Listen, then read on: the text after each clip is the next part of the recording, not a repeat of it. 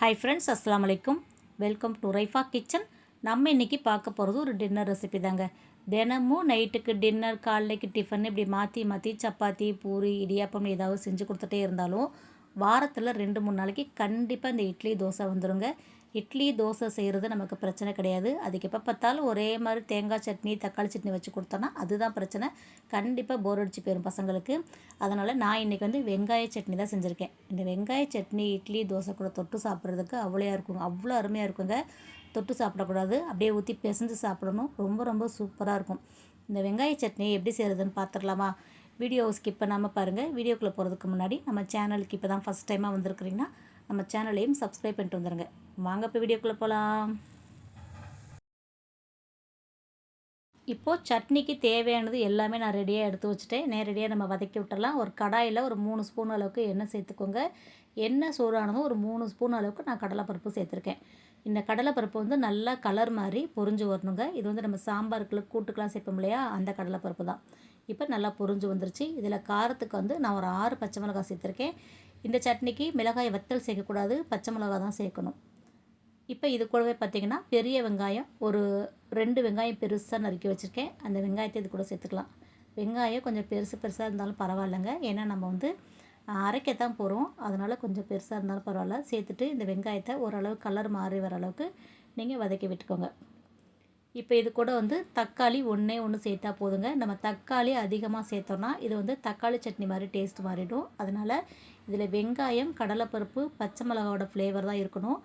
அதனால் நம்ம தக்காளி ஒன்றே ஒன்று சேர்த்தா போதுங்க. சேர்த்துட்டு இப்போ இதே நல்லா வதக்கி விட்டுருங்க.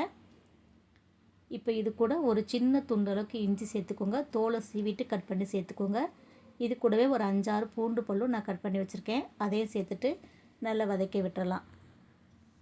இந்த சட்னிக்கு காரத்துக்காக நீங்கள் மிளகாய் வத்தல் சேர்த்திங்கன்னா சட்னியோட கலர் ரெட் கலராக மாறிடும். அப்போ அது தக்காளி சட்னி மாதிரி ஆகிடும். அதனால் உங்களுக்கு இந்த வெங்காய சட்னியோட கலர் தெரியும்னா கண்டிப்பாக பச்சை மிளகா தான் நீங்கள் சேர்க்கணும். அப்போ தான் அந்த ஃப்ளேவரும் கலரும் நல்லாயிருக்கும். இப்போ இது கூட சட்னிக்கு தேவையான உப்பு சேர்த்துட்டு மறுபடியும் நல்லா வதக்கி விட்டுருங்க. இப்போ ஓரளவுக்கு நம்ம சேர்த்த வெங்காயம், தக்காளி, பச்சை மிளகாய், இஞ்சி, பூண்டு எல்லாமே வதங்கிடுச்சு. இப்போ நம்ம ஸ்டவ் ஆஃப் பண்ணிடலாம். ஸ்டவ் ஆஃப் பண்ணிவிட்டு கொஞ்சம் ஆற விட்டுருங்க. இப்போ இது கூட பார்த்திங்கன்னா ஒரு 2 ஸ்பூன் அளவுக்கு பொட்டுக்கடலை சேர்த்துக்குவோம். கண்டிப்பாக பொட்டுக்கடலை சேர்த்துக்கோங்க. அப்போ தான் இந்த சட்னிக்கு டேஸ்ட்டு கிடைக்கும். நம்ம ஹோட்டலெல்லாம் போனீங்கன்னா வெங்காய சட்னி வாங்கினீங்கன்னா தண்ணியாக இருக்கிற மாதிரி இருக்கும், ஆனால் திக்காக இருக்கும். அப்படியே இட்லி, தோசை எல்லாம் நல்லா ஒட்டி வரும். அதுக்கு காரணம் இந்த கடலைப்பருப்பும் இந்த பொட்டுக்கடலையும் தாங்க. இப்போ நல்லா ஆறிடுச்சு. நம்ம இதை மிக்ஸி ஜாரில் சேர்த்து அரைச்சிக்கலாம். மிக்ஸி ஜாரில் சேர்த்தோடனே தண்ணி ஊற்றிடாதீங்க. முதல்ல ஒரு அரை அரைச்சிட்டு வந்துடுங்க. அப்போ தான் நமக்கு பருப்பெல்லாம் அரைப்படும். தண்ணி மொத்தமாக ஊற்றிட்டிங்கன்னா பருப்பு அரைப்படாமல் முழுசாக அங்கங்கே இருக்கிற மாதிரி இருக்கும். அதனால் இது முதல்ல ஒரு சுத்தம் அரைச்சிட்டு வந்துடலாம். இப்போ பாருங்கள், இந்த அளவுக்கு நான் அரைச்சிட்டேன். இப்போ இதில் நம்ம தேவையான அளவுக்கு தண்ணி சேர்த்துட்டு நல்லா நைஸாக அரைச்சிட்டு வந்துடலாம். நல்லா கலந்து விட்டுக்கோங்க. இப்போ அரைச்சாச்சு பாருங்கள். நல்லா சூப்பராக நமக்கு சட்னி ரெடி ஆகிடுச்சு. நல்லா வெண்ணெய் மாதிரி இருக்குது பாருங்கள். இப்போ இதை ஒரு பாத்திரத்துக்கு நம்ம மாற்றிடலாம்.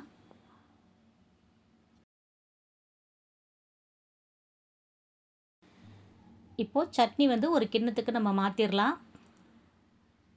சட்னி எவ்வளோ திக்காக இருக்குது பார்த்தீங்களா? எனக்கெலாம் சட்னி தொட்டு சாப்பிட்டாலாம் பிடிக்காது. நல்லா ஊற்றி பிசைஞ்சு சாப்பிடுவோம். எங்கள் வீட்டில் எல்லாருமே அப்படி தான். அதனால் இந்த சட்னிக்கு நம்ம வேணுங்கிற அளவுக்கு தண்ணி கலந்துக்கலாம். இதில் எவ்வளோ நாள் தண்ணி கலக்கலாங்க, நமக்கு அந்த திக்னஸ் இருந்துக்கிட்டே இருக்கும். ஏன்னா நம்ம கடலைப்பருப்பு, பொட்டுக்கடலாம் சேர்த்துறதுனால நல்லா திக்னஸ் கொடுக்கும். நீங்கள் ரொம்ப திக்காக லைட்டாக தொட்டு தான் சாப்பிடுவீங்கன்னா நீங்கள் இப்படியே வச்சுக்கலாம்.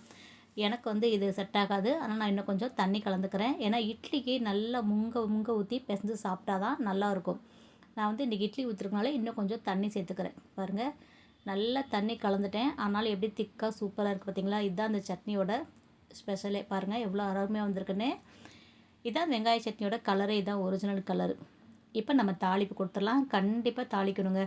தக்காளி சட்னி கூட சில நேரம் நான் வதக்கி அரைச்சா தாளிக்க மாட்டேன். ஆனால் அந்த வெங்காய சட்னிக்கு தாளிப்பு கொடுத்தா ரொம்ப அருமையாக இருக்கும். நல்லா 1 ஸ்பூன் கடுகு, 1 ஸ்பூன் உளுந்து சேர்த்துக்கோங்க. நல்லா அந்த கடுகு உளுந்து நல்லா பொரிஞ்சு வரணும். அப்போ தான் நமக்கு சட்னியில் சாப்பிடும்போது சூப்பராக இருக்கும். ஃப்ளேவருக்காக ஒரே ஒரு மிளகாய் வத்தல் கிள்ளிட்டு சேர்த்துக்கோங்க. ஒரு கொத்து கருவேப்பிலை சேர்த்துக்கோங்க. நல்லா பொரிய விட்டுட்டு பொரிஞ்சதுக்கப்புறம் நம்ம சட்னியில் சேர்த்துக்கலாம்.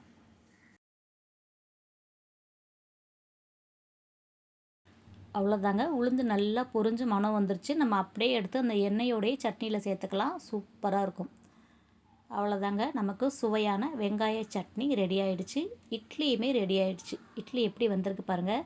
சும்மா பந்து பந்தாக வெள்ளை வெள்ளைன்னு எப்படி இருக்குது பார்த்தீங்களா. மாவு கூட நான் கொஞ்சம் கம்மியாக தான் ஊற்றினேன், ஆனால் நல்லா புஷ்ஷுன்னு வந்திருக்கு. இது வந்து ரேஷன் அரிசி இட்லி தாங்க. ரேஷன் அரிசியில் தான் நான் அந்த இட்லி மாவு செஞ்சுருக்கேன். கொஞ்சம் கூட நான் கடையரிசி கலக்கவே இல்லை. ஏற்கனவே வந்து கடையரிசி கலந்து கலக்காமலும் கூட நான் இட்லி மாவு ரெசிப்பியெல்லாம் நான் அப்லோட் பண்ணியிருக்கேன். இதில் சுத்தமாக நான் கடையரிசி கலக்கவே இல்லை, வெறும் ரேஷன் அரிசி தான். ரெசிபி வேணும்னா கேளுங்க, நான் அடுத்த வீடியோவில் உங்களுக்கு நான் அப்லோட் பண்ணுறேன். கொஞ்சம் கூட துணியில் ஒட்டல பாருங்கள். அருமையாக இட்லி வந்திருக்குங்க. எப்போ பார்த்தாலும் ஒரே தக்காளி சட்னி, தேங்காய் சட்னி, சாம்பார்னு செய்கிறதுக்கு ஒரு தடவை இந்த மாதிரி வெங்காய சட்னி செஞ்சு பாருங்கள். கண்டிப்பாக சூப்பராக இருக்கும். வீட்டில் எல்லோரும் விரும்பி சாப்பிடுவாங்க. நம்ம சேனலில் ஏற்கனவே இட்லி, தோசை, ஆப்பத்துக்கெலாம் தொட்டு சாப்பிட்ற மாதிரி நிறைய சட்னி வகைகள், துவையல் வகைகள், அப்புறம் இட்லிக்கு சாப்பிட்ற மாதிரி தக்காளி குருமா, தக்காளி சால்னா, கும்பகோணம் கடப்பா, இது போல் நிறையா ரெசிபி நான் அப்லோட் பண்ணியிருக்கேங்க.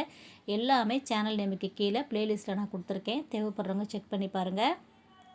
அவ்வளோதாங்க, அட்டகாசமான சுவையில் வெங்காய சட்னி எப்படி செய்கிறதுன்னு பார்த்துட்டோம். கண்டிப்பாக அந்த ரெசிபி உங்களுக்கு பிடிச்சிருக்குன்னு நினைக்கிறேன். பிடிச்சிருந்தா நீங்களும் இதே மாதிரி செஞ்சு பாருங்கள். செஞ்சு பார்த்துட்டு எப்படி இருக்குன்னு சொல்லுங்கள். இந்த வீடியோ பிடிச்சிருந்துச்சுன்னா லைக் பண்ணிவிட்டு நிறையா ஷேர் பண்ணிவிடுங்க. நீங்கள் லைக் பண்ணி கமெண்ட் பண்ணுற மாதிரி இப்போ கமெண்ட் பாக்ஸில் ஹைப்புன்னு ஒரு ஆப்ஷன் கொடுத்துருக்காங்க. மறக்காமல் இந்த வீடியோக்கான ஹைப்பையும் கொடுத்துருங்க. சேனலை சப்ஸ்கிரைப் பண்ணாமல் பார்த்துக்கிட்டு இருந்தீங்கன்னா அப்படியே சப்ஸ்கிரைப் பண்ணிவிடுங்க. உங்களுக்கு ஏதாவது ரெசிபி வேணும்னாலும் மறக்காமல் கமெண்ட்டில் கேளுங்க. இன்ஷா அல்லாஹ் இன்னொரு வீடியோவில் பார்க்கலாம். Bye friends. அஸ்ஸலாமு அலைக்கும்.